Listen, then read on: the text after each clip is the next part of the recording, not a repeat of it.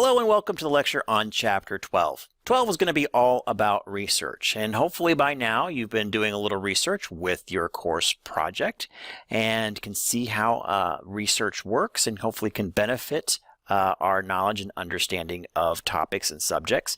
In Chapter 12, we're going to be looking at the different types of research, how it's used to contribute to the overall picture of healthcare and medicine, and how that research is applied. I do find it kind of ironic that one of the shortest chapters in the book is about one of the most valuable things I think that you can learn throughout your career, especially for the application in the health sciences. So, all right, with that, let's go ahead and take a look at Chapter 12. This week's word cloud highlights the terms that are found in the chapter, as always. And I'd be willing to bet you've seen many of these terms before because quite of them have been defined and discussed at length in some of the previous chapters. Look at this another way and try to tie the terms to the content, to the overall picture of healthcare delivery that the authors have painted as you read through this chapter. And again, try to remember to use these terms in your research, especially with your upcoming presentations.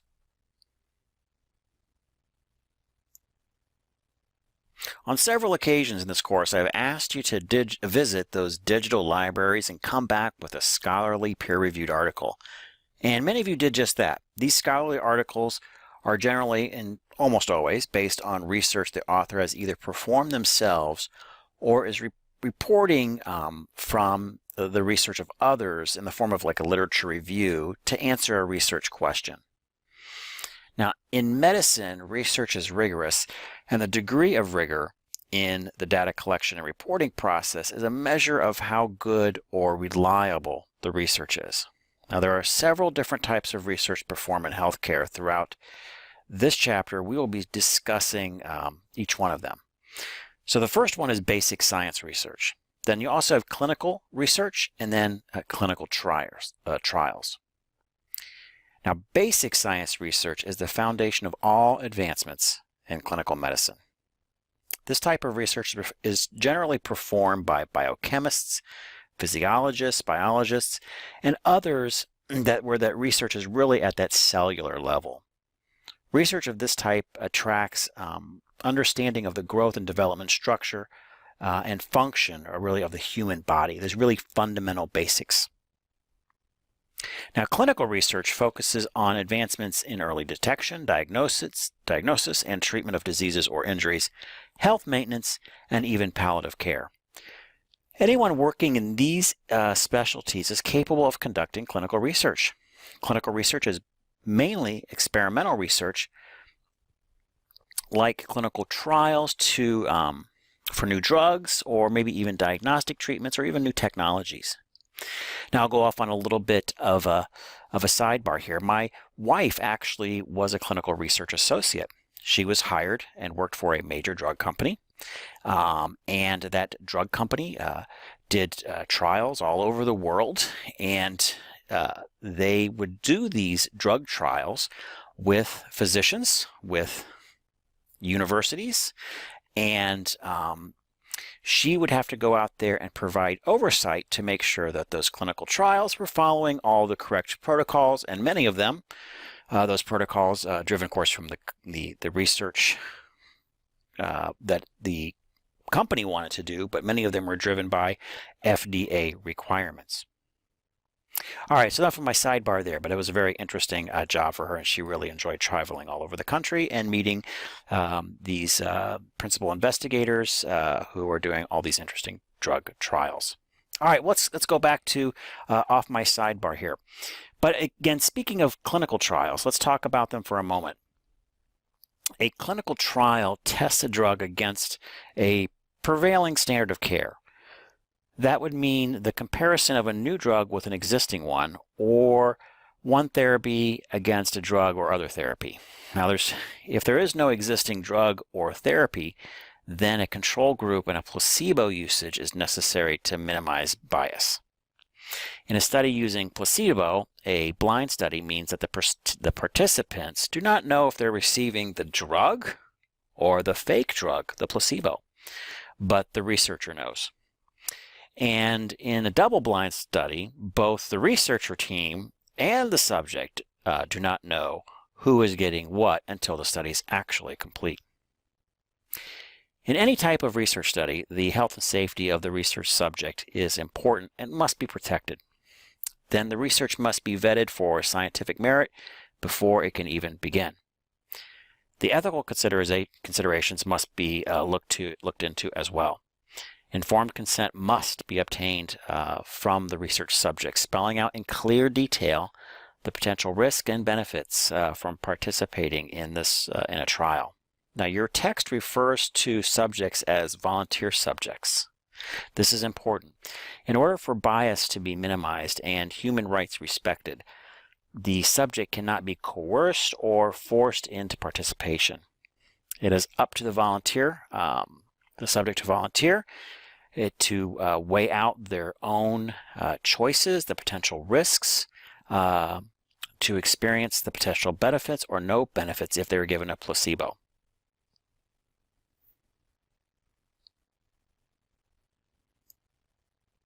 Another type of research is epidemiology or population research.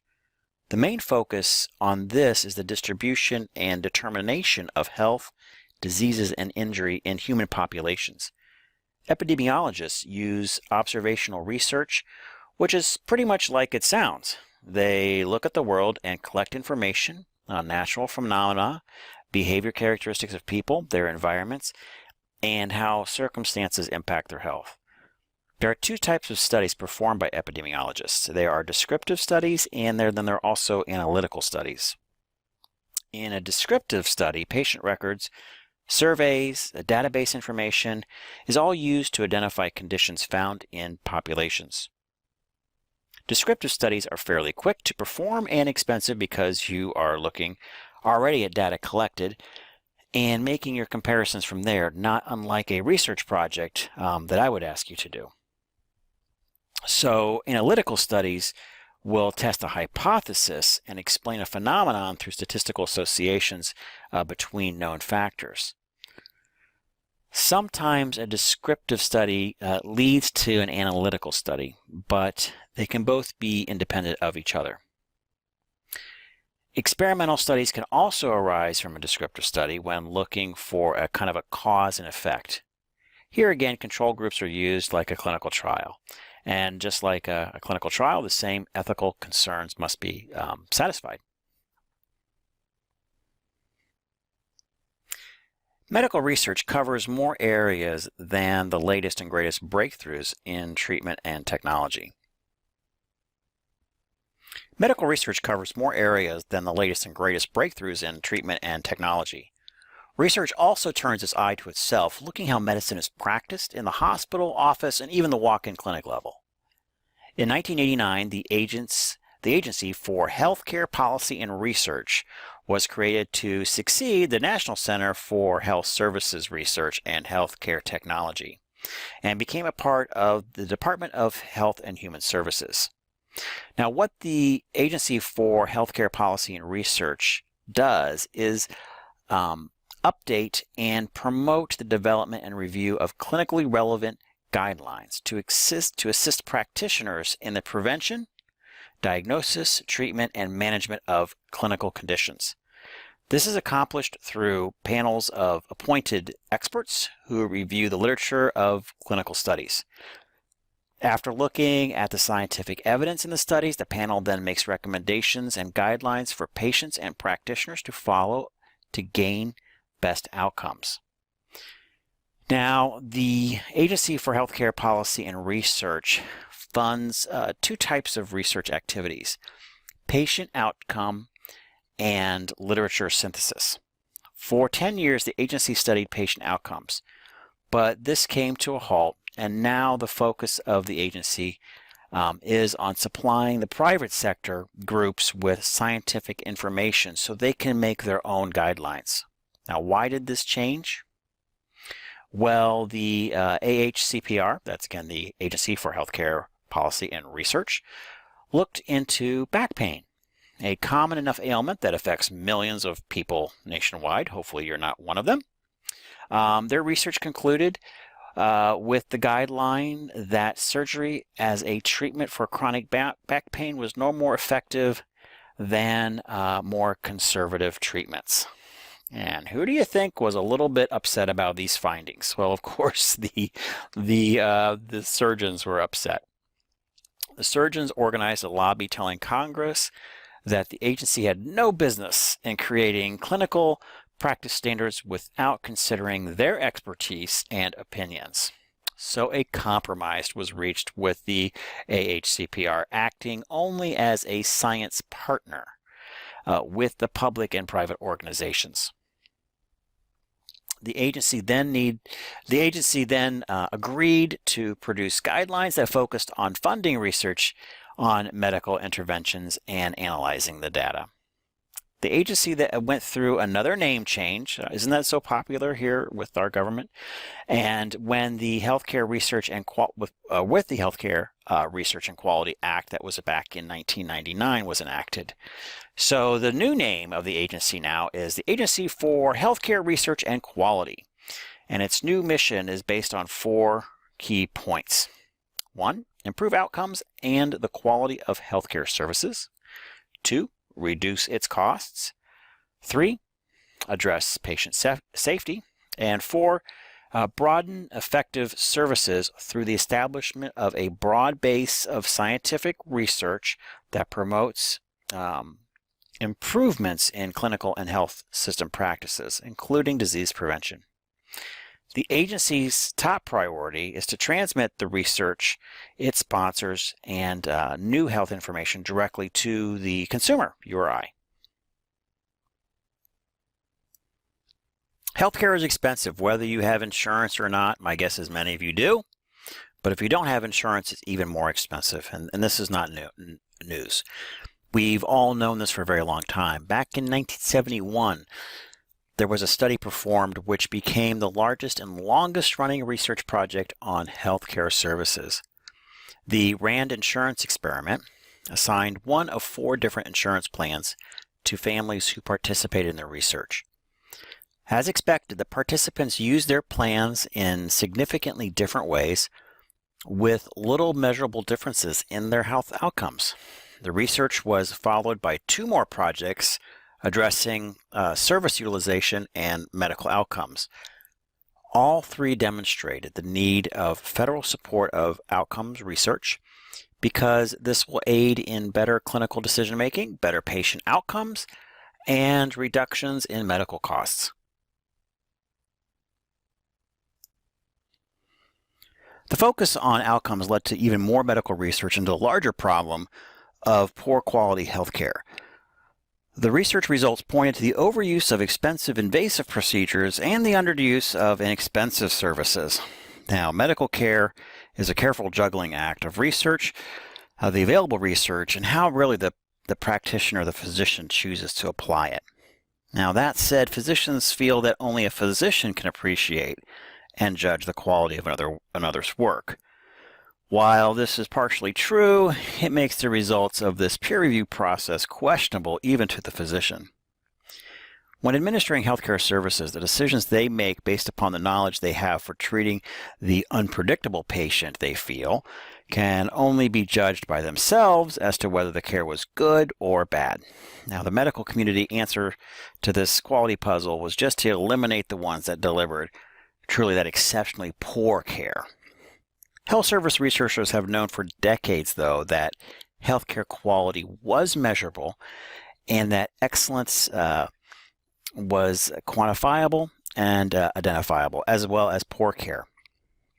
In 1966, Aventis Donblendian, kind of a long name, an unusual name, developed the concept of healthcare and placed it into complements of structure, process, and outcomes, and the skills of the provider, as well as the resources they have on hand and the manner in which they performed their practice in, should in total influence the quality of their outcome. It sounds pretty obvious. Do they have the resources? Do they have the correct skills? Again, it seems like it's pretty obvious, doesn't it? But A smart, talented physician who has absolutely mad skills but no access to the correct equipment or medicine can't have the same outcomes as she would or he would if everything was available to her. It's not really a comment on that particular physician, but a focus on the outcome brought by scarce resources in that case. Another method for addressing quality of healthcare practices is based on empirical standards. These standards are derived from distributions, averages, ranges, and other measurable forms of data variability from similar services to identified practices that deviate from norms. In general, it's all statistics. Empirical measures of quality can include such variables as timeliness of ambulation, the compliance with basic nursing care standards, 3, the average length of stay, 4, the number of home healthcare referrals, the number of rehabilitation referrals. Another one would be infectious rates, the number of medication errors, neonatal and maternal mortalities, and preoperative mortalities. Those are just a few of what we would call some of those empirical measures that are used. You took a quiz a couple of weeks ago, and one of the questions asked was, what was one of the leading causes of preventable death? Some of you chose heart disease, while other of you picked cancer. But remember, neither one of these is entirely preventable. The correct answer was medical errors. Citing 1999 study, medical errors caused the deaths of 44,000 to anywhere to 98,000 people each year in U.S. hospitals. A study in the Journal of Patient Safety says that the numbers are even higher for 2014, somewhere between 210,000 to 440,000 people suffer some sort of preventable harm that contributed to their death. But it does put medical errors at the third leading cause of death overall, behind heart disease and cancer. In 2005, Patient Safety and Quality Improvement Act was enacted to establish patient safety organizations, or PSOs, to improve the quality and safety of healthcare delivery by encouraging healthcare providers and institutions to identify, analyze, and implement prevention strategies. Also, the Act ensures anonymity to whistleblowers for reporting on unchecked or ignored safety violations.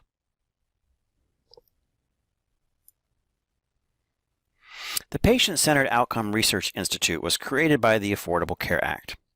Collecting data and assembling meaningful information on patient outcomes helps insurance companies, the federal government, employers, and consumers make better funding and healthcare decisions. Outcomes research uses meta-analysis, a technique to summarize comparable findings from multiple studies. Outcomes research looks at outcomes in all sorts of situations, not just the ideal aseptic hospital.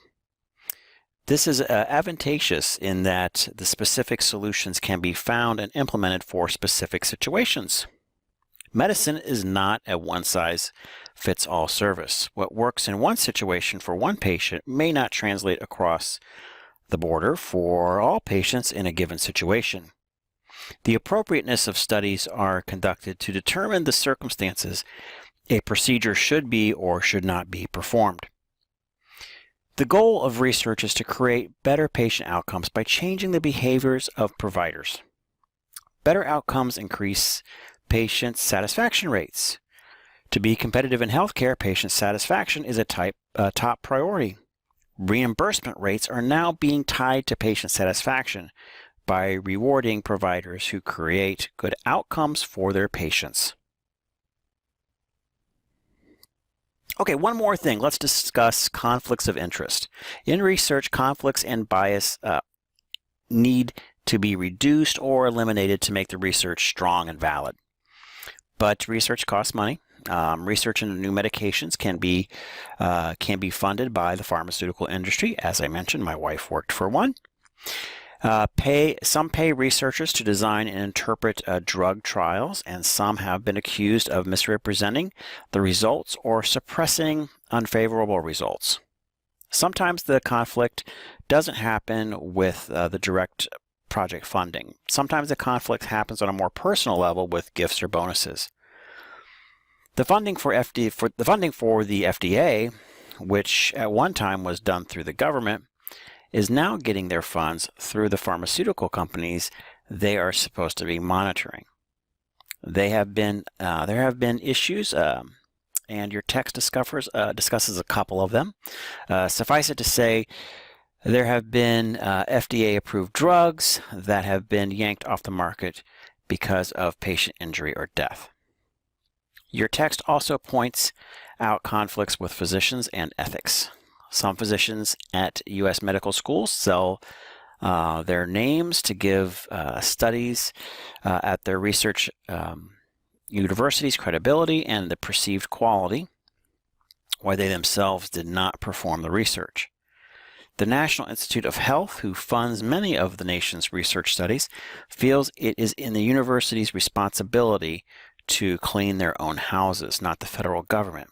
Unfortunately, little or nothing has been done on the university level to correct this situation.